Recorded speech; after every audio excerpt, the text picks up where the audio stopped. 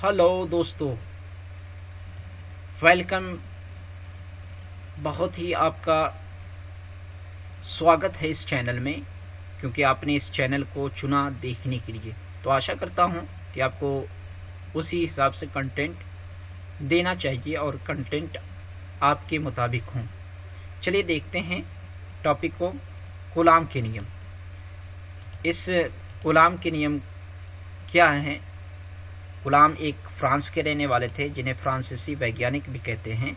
इन्होंने दो आवेशों के बीच लगने वाले बल का प्रयोगों के द्वारा एक नियम स्थापित किया, जिन्हें कूलाम का नियम कहते हैं। क्या किया? ये कहाँ के रहने वाले थे? फ्रांस के रहने वाले थे, इसलिए फ्रांसीसी वैज्ञानिक कहते हैं। यानी फ्रांसीसी वैज्ञानिक कूलाम ने दो आवेशों के बीच लगने वाले बल का प्रयोगों के द्वारा एक नियम स्थापित किया, जिन्हें क्या कहते हैं? कूलाम का नियम कहते हैं। अब नियम कहते हैं तो इन्होंने क्या लिया? उसमें दो आवेश लिया। सबसे पहले एक आवेश Q1 तथा दूसरा आवेश Q1 लिया, और दूसरा आवेश क्या लिया? Q2 लिया। एक आवेश Q1 और दूसरा आवेश क्या लिया? Q2 लिया। और लेने के बाद उसने कहा कि दो बिंदु आवेशों के बीच, किसके? कूलाम के नियमानुसार, किन्हीं दो बिंदु आवेशों के बीच लगने वाला वैद्युत बल उनके परिमाणों के गुणनफल के समानुपाती होता है। क्या कहा? कूलाम के नियमानुसार किन्हीं दो बिंदु आवेशों के बीच लगने वाला वैद्युत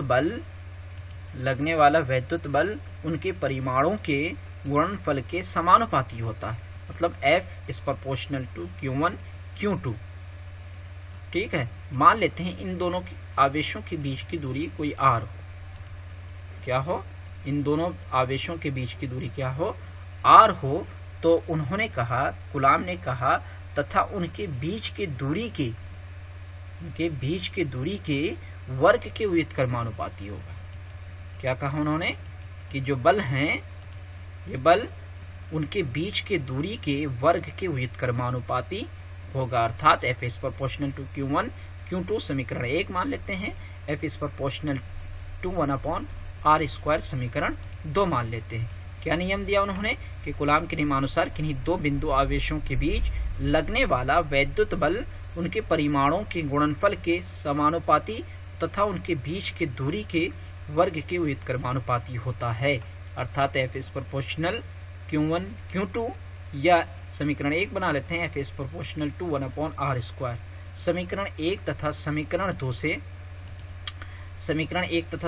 2 से क्या मिलेगा? जब आप इन दोनों समीकरणों को मल्टीप्लाई करेंगे तो मिलेगा F is proportional to Q1 Q2/r²। जब दोनों को मल्टीप्लाई करेंगे, गुणा करेंगे, तो मिलेगा Q1 Q2/r²। और याद रखिए, एक नियतांक है, इस प्रोपोर्शनल है यहाँ पे, तो समानुपातिक का या व्युत्क्रमानुपातिक का चिन्ह है। इस चिन्ह को जब हटाते तो एक नियतांक लगता है, एक स्थिरांक लगता है। हर जगह का नियतांक अलग होता है। यहाँ पर भी है, और यहाँ पर क्या है? K है। यहाँ पर क्या है? K है। यानी नियतांक को हटाए तो F बराबर K Q1 Q2/r² मिला। ठीक है।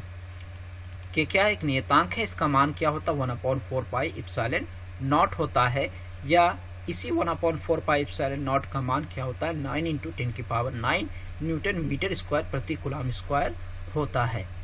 याद रखेंगे, ये आंकिक प्रश्न जब न्यूमेरिकल्स आपको लगाएंगे, पढ़ाएंगे, तो उस समय इसका यूज मैक्सिमम यही नंबर का यूज करेंगे हम इनके दर पे। 1/4πε0 का मान यही वाले लेंगे। और एक बात याद रखिएगा, नोट के लिए रख लीजिए, रिमाइंडर के लिए, कि ε0 का मान होता है, और उसका मान 8.85 × 10⁻⁻12 कूलाम स्क्वायर प्रति न्यूटन मीटर स्क्वायर होता है।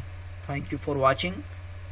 आगे आंकिक प्रश्न लगाने के लिए इसको सब्सक्राइब ज़रूर करें, और आपको कैसा लगा ये भी कमेंट करें, और इससे रिलेटेड और भी क्वेश्चंस लेते आएंगे। और यदि किसी भी प्रकार की कोई प्रॉब्लम है या समझने में या समझाने में, तो कमेंट में अवश्य बताएंगे। धन्यवाद। Thank you for watching.